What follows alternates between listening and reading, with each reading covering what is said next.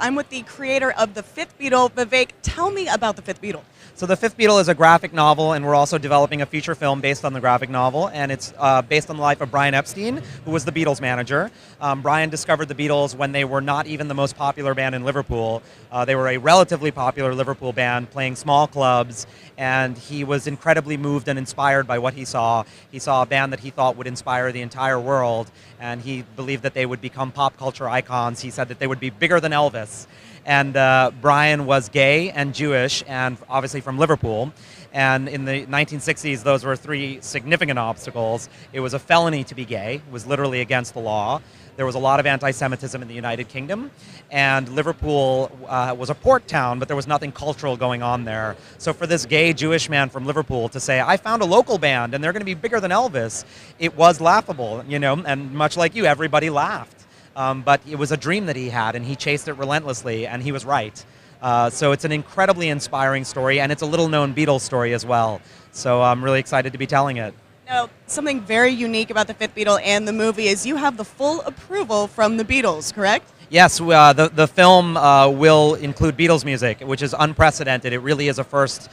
We have a deal that we signed with Sony ATV, who control the Beatles music publishing, which allows us to have access to the entire Lennon-McCartney Beatles music catalog for the film. We are literally the first film ever to have gotten those approvals and those rights.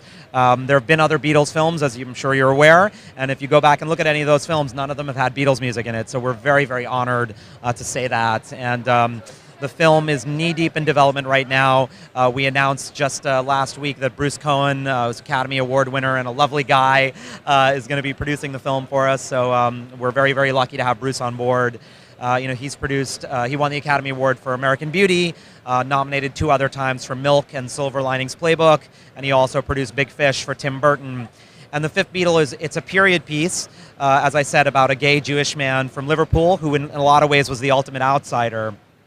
And the piece also has dream sequences, hallucination sequences. It's also about the birth of the psychedelic era. It starts off in 1961 and ends in 1967, so it does get a lot more fanciful. So you can sort of see with Bruce's background, you know, Big Fish, Milk, Silver Linings Playbook, American Beauty, you know, all these films kind of have the DNA of the Fifth Beatle in them, so we're very, very excited about the film. Well, there's no doubt it will be beautiful, I'm sure, but you have to tell me, what do you want people to take away from not only your writing, but also the movie? Yeah, so, you know, ultimately, it is a great Beatles story, there's no question about that. And most of the research that I did for this project came from interviews. You know, the Brian Epstein story has never really been properly chronicled before, and a lot of these people that I spoke to were telling their stories to me for the first time. So if you're a Beatles fan, it is a special treat. You know, you'll learn about how he came up with the suits and the haircuts, how he got them a record deal when no one wanted to sign them, how he convinced Ed Sullivan to book the band when a British band had never made an impact in the United States. That's a wonderful story. I'm a huge Beatles fan myself, and it's all in the book, and that's all well and good. However, it really is the human side of Brian's story that to me is most important and is what has really inspired me. You know, I mentioned it before, I think of Brian as the ultimate outsider. You know, the guy that chased a dream. You know, and that's what has been so inspiring to me. I was born in New York, but I'm a first-generation American. My family traces our origins back to India, and you don't see a lot of young people of Indian ethnicity pursuing the fields that I'm pursuing: film, television, theater, graphic novels. You know, with the exception of Bollywood, which is a very specific thing that I don't do. You know, I've also felt like an outsider in my chosen fields. So Brian Epstein's human story has been incredibly inspiring to me, and so I'm hoping that when people read this book and learn this story, that they will find themselves inspired to chase their dreams in much the way that Brian inspired me to chase mine. And the other thing I would like to say is that we also, I'm very proud to say, announced a partnership with Freedom to Marry, which is a marriage equality organization.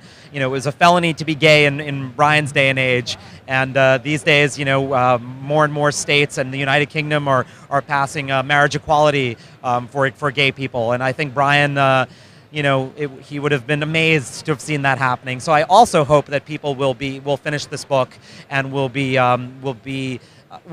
have an increased awareness of the importance of that struggle and the difference that one gay man made in introducing the world to a band whose entire message was about love. So I'm also hoping that they'll walk away with a little bit more awareness of that issue. Well, I cannot wait to read it and watch it, so congratulations. Thank you so much. I appreciate the support. And it's coming out on November 19th. So November 19th, folks. yeah, thank you very much.